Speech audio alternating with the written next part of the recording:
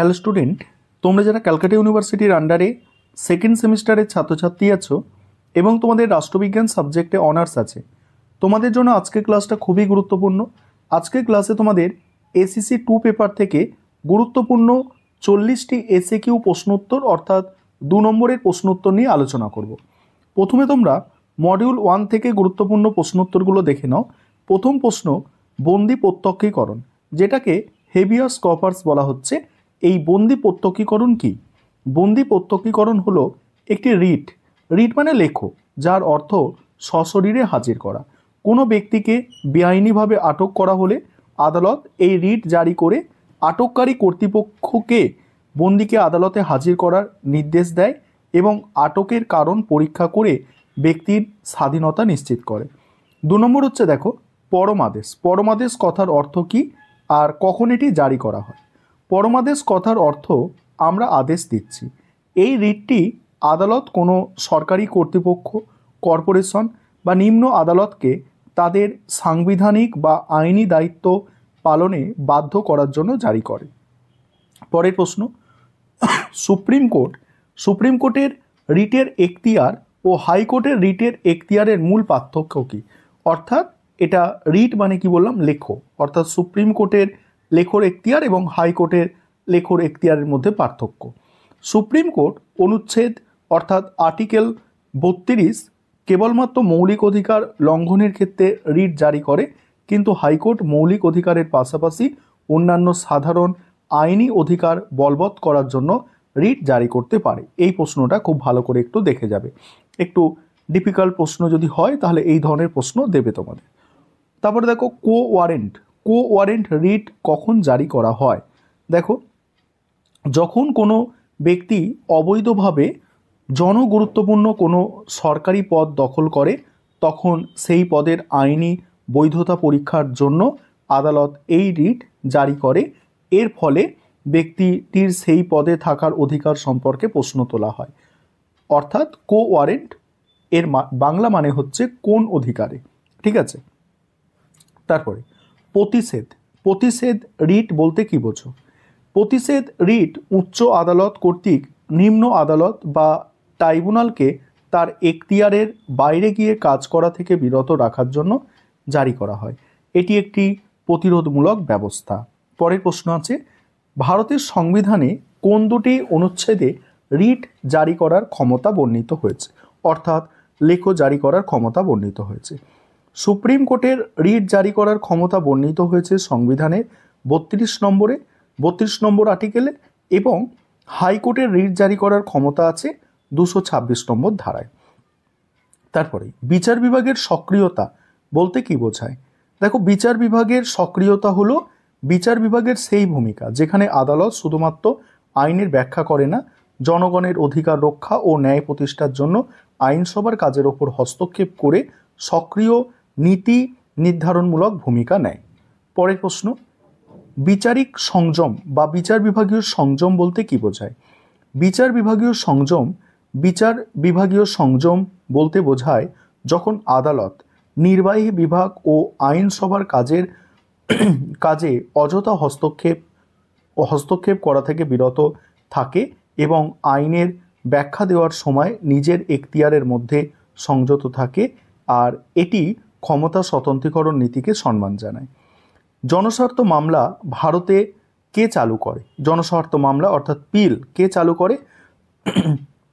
বিচারপতি VR কৃষ্ণ আয়ার এবং বিচারপতি PN ভগবতী কে ভারতের জনস্বার্থ মামলার পথিকৃৎ হিসাবে গণ্য করা হয়।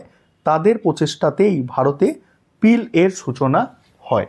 পরের প্রশ্ন আছে, জনস্বার্থ মামলা বা পিল এর অর্থ লেখো। বা প্রশ্নটা আসতে পারে, পিল কি? যখন কোনো ব্যক্তি বা গোষ্ঠী সমাজের দরিদ্র বা দুর্বল অংশের ন্যায় বিচার পাওয়ার জন্য বা জনস্বার্থে কোনো অধিকার বলবৎ করার জন্য আদালতের দ্বারস্থ হয়, তখন তাকে জনস্বার্থ মামলা বলা হয়।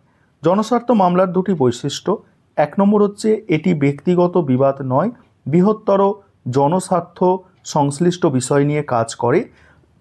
আর 2 নম্বর হচ্ছে এক্ষেত্রে লোকাল স্ট্যান্ডির নিয়ম শিথিল করে যে কেউ ক্ষতিগ্রস্ত পক্ষের হয়ে মামলা করতে পারে। পরের প্রশ্ন আছে জনস্বার্থ মামলার দুটি গুরুত্বপূর্ণ নীতি। 1 নম্বর হচ্ছে ক্ষতিপূরণমূলক ন্যায় বিচার। এই মামলা সমাজের বঞ্চিতদের পক্ষে ন্যায় বিচার নিশ্চিত করে। 2 হচ্ছে প্রশাসনিক কাজে হস্তক্ষেপ নয়। আদালত শুধুমাত্র আইনগত ত্রুটি সংশোধন করে, নীতি নির্ধারণে সরাসরি হস্তক্ষেপ করে না। পরের প্রশ্ন জনস্বার্থ মামলা গ্রহণের জন্য সুপ্রিম কোর্টের দুটি প্রধান নির্দেশিকা কী?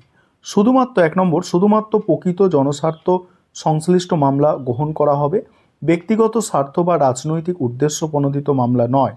2 নম্বর হচ্ছে আদালতকে নিশ্চিত হতে হবে যে মামলার মাধ্যমে কোনো ব্যক্তিগত বিদ্বেষ মেটানো হচ্ছে না। তারপরে প্রশাসনিক ট্রাইব্যুনালের ধারণাটা কি? প্রশাসনিক ট্রাইব্যুনাল, ভালো প্রশ্ন। এটি আধা বিচার বিভাগীয় সংস্থা যা সরকারি কর্মচারী ও কর্তৃপক্ষের মধ্যে সৃষ্টি বিরোধ বা চাকরির শর্তাদি সম্পর্কিত অভিযোগগুলি দ্রুত ও কার্যকরভাবে নিষ্পত্তির জন্য সংবিধানের 323 এর ধারার অধীনে প্রতিষ্ঠিত। প্রশাসনিক ট্রাইব্যুনালের মূল দুটি বৈশিষ্ট্য। 1 নম্বর হচ্ছে এটি দ্রুত এবং কম খরচে বিচার প্রদান করে। 2 নম্বর এটি প্রচলিত দিওয়ানি আদালতের কার্যাবলীর দ্বারা আবদ্ধ নয়, বরং নিজস্ব নিয়মে ন্যায়ের ভিত্তিতে পরিচালিত হয়। পরের প্রশ্ন সংবিধানের কোন সংশোধনীর মাধ্যমে ভারতে প্রশাসনিক ট্রাইব্যুনাল প্রতিষ্ঠিত হয়? ভারতের সংবিধানের 42তম সংশোধনী আইন 1976 এর মাধ্যমে পার্ট 14 এ এবং অনুচ্ছেদ 323 এ 323 বি যুক্ত করে প্রশাসনিক ট্রাইব্যুনাল স্থাপনের ব্যবস্থা করা হয়। তারপরে সেন্ট্রাল অ্যাডমিনিস্ট্রেটিভ ট্রাইব্যুনাল অর্থাৎ ক্যাট এর কাজ কি? দেখো, সেন্ট্রাল অ্যাডমিনিস্ট্রেটিভ ট্রাইব্যুনাল কেন্দ্রীয় সরকারের বিভিন্ন কর্মচারীদের নিয়োগ, পদোন্নতি, বদলি এবং অন্যান্য চাকরির শর্তাদি সংক্রান্ত বিরোধগুলির নিষ্পত্তি করে। ক্যাটের অনেকে পরীক্ষা দেয়, তোমরা জেনে থাকবে। তারপরে প্রশাসনিক ট্রাইব্যুনাল কি ধরনের অনন্য বিষয় এর জন্য গঠিত হতে পারে?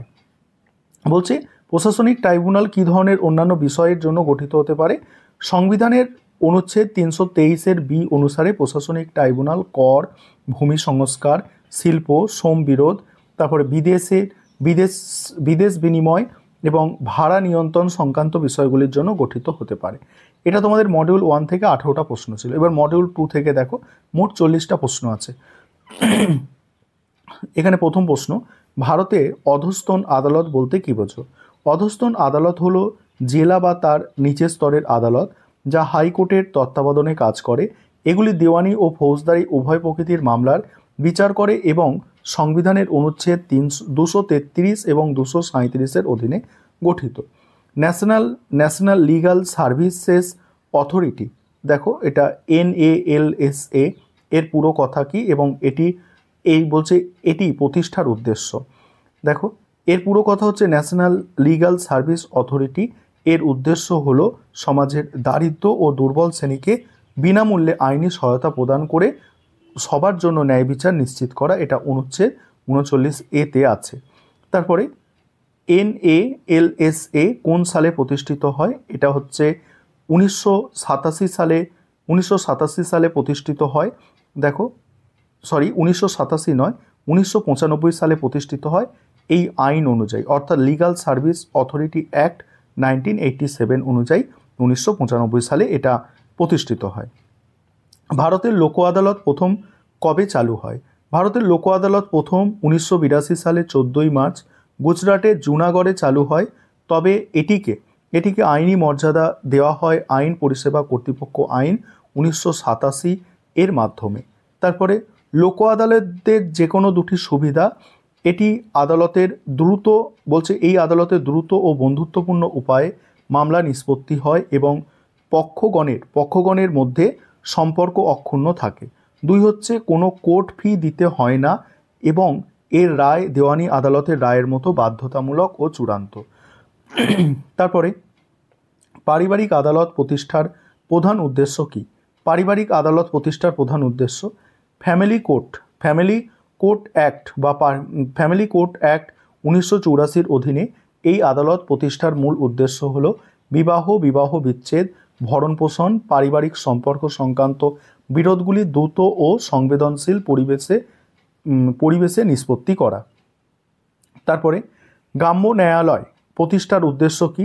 গ্রাম্য ন্যায়ালয় আইন 2008 এর অধীনে একটি গ্রামীণ স্তরে সাধারণ মানুষের দোরগোড়ায় দ্রুত, সহজলভ্য এবং কম খরচে দেওয়ানি, ফৌজদারি ন্যায় বিচার পৌঁছে দেওয়ার জন্য প্রতিষ্ঠিত হয়। তারপরে জনপ্রতিনিধিত্ব আইন 1950 এর প্রধান কাজ, এই আইনটি মূলত সংসদের উভয় কক্ষ এবং রাজ্য বিধানসভার অসম বন্টন, নির্বাচনী এলাকাগুলির সীমা নির্ধারণ, 18 বছর বা তার বেশি বয়সের নাগরিকদের জন্য ভোটার তালিকা তৈরি ও রক্ষণাবেক্ষণের কাজ করে। জনপ্রতিনিধিত্ব আইন 1951 এর দুটি প্রধান দিক উল্লেখ করো। 1 নম্বর হচ্ছে এই আইনটি নির্বাচন পরিচালনা সংক্রান্ত সংক্রান্ত বিশদ বিধান দেয়। আইনটি নির্বাচন পরিচালনা সংক্রান্ত বিশদ বিবরণ দেয়। আর হচ্ছে এটি নির্বাচনের সময় দুর্নীতি, নির্বাচনী অপরাধ ও নির্বাচিত সদস্যদের অযোগ্যতা নির্ধারণে বিধান দেয়। তারপরে হচ্ছে নির্বাচনী এলাকা পুনর্বিন্যাস আইন 2002 এর মূল উদ্দেশ্য কি? অ্যান্সারটা দেখবে, এই আইনের প্রধান উদ্দেশ্য হল প্রতি আদমশুমারির পর জনসংখ্যার পরিবর্তনের ভিত্তিতে নির্বাচনী এলাকাগুলির সীমানা পুনর্নির্ধারণ করা। এর মাধ্যমে প্রতিটি আসনে জনগণের সমান প্রতিনিধিত্ব নিশ্চিত করা হয়। পরের প্রশ্ন, দলত্যাগ প্রতিরোধ আইন কি? এই আইন একজন নির্বাচিত জনপ্রতিনিধিকে রাজনৈতিক দল পরিবর্তনের মাধ্যমে দলত্যাগ করলে সংসদ বা রাজ্য বিধানসভার সদস্যপদ থেকে অযোগ্য ঘোষণা করতে পারে। এটি 1985 সালে 52তম সংশোধনীর মাধ্যমে যুক্ত হয়।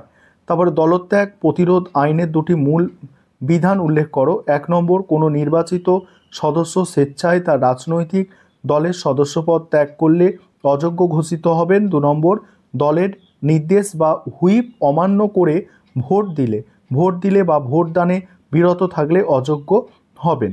পরের প্রশ্ন, দলত্যাগ প্রতিরোধ আইনটির সংবিধানের কোন তফসিলে যুক্ত করা হয়েছে? দলত্যাগ প্রতিরোধক আইনটি 10ম তফসিলে যুক্ত করা হয়েছে। এই তফসিল বিধান করে যে দলত্যাগ সংক্রান্ত মামলার চূড়ান্ত সিদ্ধান্ত নেবে সংশ্লিষ্ট কক্ষের স্পিকার বা চেয়ারম্যান।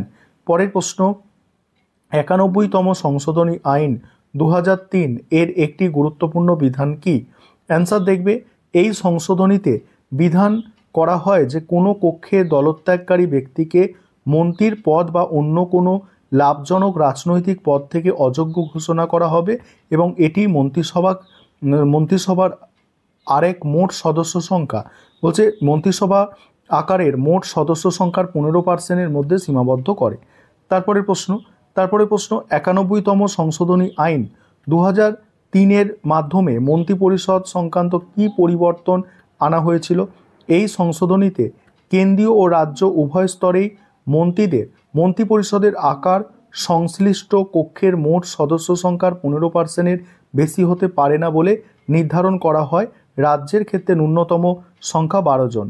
সমবায় সমিতি সংক্রান্ত 97তম সংশোধনী আইন 2011-র দুটি প্রধান দিক কি? অ্যান্সারটা দেখবে, এই সমবায় সমিতি গঠনের অধিকারকে মৌলিক অধিকার এর অন্তর্ভুক্ত করা হয়। আর এটি সংবিধানের দেখো 19B পার্ট 9B যোগ করে সমবায় সমিতিগুলি পরিচালনার জন্য বিধান দেয়। পরের প্রশ্ন, সংবিধানে কোন নতুন অনুচ্ছেদ সমবায় সমিতিগুলির প্রচারের জন্য রাষ্ট্রকে নির্দেশ দেয়? 97তম সংশোধনী আইন 2011 সালের মাধ্যমে সংবিধানের অনুচ্ছেদের 43-এর বি যুক্ত করা হয়েছে, যা রাষ্ট্রকে সমবায় সমিতিগুলির স্বায়ত্তশাসিত কার্যকারিতা এবং গণতান্ত্রিক নিয়ন্ত্রণের জন্য উৎসাহিত করতে নির্দেশ দেয়। পরের প্রশ্ন, 97তম সংশোধনী আইন 2011-র মাধ্যমে সংবিধানে কতগুলি নতুন অংশ যোগ করা হয়েছে? দেখো, এই সংশোধনীতে 3টি গুরুত্বপূর্ণ পরিবর্তন আনা হয়েছে। 1 নম্বর হচ্ছে অনুচ্ছেদ 19-এর এর মৌলিক অধিকার পরিবর্তন। 2 রাষ্ট্রীয় নির্দেশক নীতির অনুচ্ছেদ 43-এর বি সংযোজন এবং সংবিধানের নতুন পার্ট মানে IX অর্থাৎ 9B যোগ করা হয়েছে। মহিলা আদালতের যে কোনো একটি ক্ষমতা উল্লেখ করো। দেখো, মহিলা আদালতগুলি নারী ও শিশুদের ওপর হওয়া অপরাধ, বিশেষত গার্হস্থ্য হিংসা, যৌতুক সংক্রান্ত সমস্যা, পারিবারিক বিরোধগুলি দ্রুত ও সংবেদনশীলতার সাথে নিষ্পত্তি করে। পরের প্রশ্ন, ভারতে মহিলা আদালতের ধারণাটি কোথা থেকে উদ্ভূত হয়েছে? দেখো, ভারতে মহিলা আদালতের ধারণাটি মূলত গার্হস্থ্য হিংসা থেকে মহিলাদের সুরক্ষা আইন 2005-এর কার্যকারিতা নিশ্চিত করতে এবং মহিলাদের সহজে ন্যায় বিচার প্রদানের জন্য উদ্ভূত হয়েছে। পরের প্রশ্ন, জেলা আদালতের দেওয়ানি ও ফৌজদারি বিভাগের প্রধানকে? দেওয়ানি বিভাগের প্রধান হলেন জেলা জজ, আর ফৌজদারি বিভাগের প্রধান হলেন সেশন জজ। তারপরে প্রশ্ন আছে, দেখো, বিচার বিভাগীয় সক্রিয়তা কি ক্ষমতা স্বতন্ত্রীকরণ নীতির পরিপন্থী? মোস্ট ইম্পর্টেন্ট প্রশ্ন, শেষ প্রশ্ন। বিচার বিভাগীয় সক্রিয়তা ক্ষমতা স্বতন্ত্রীকরণ নীতির পরিপন্থী হতে পারে, কারণ এর মাধ্যমে বিচার বিভাগ কখনো কখনো আইন বিভাগ বা নির্বাহী বিভাগ মানে শাসন বিভাগের এখতিয়ারে হস্তক্ষেপ করে, তবে জনস্বার্থ রক্ষায় এটি প্রয়োজনীয় বটে। এই ছিল তোমাদের গুরুত্বপূর্ণ 40টা প্রশ্ন উত্তর।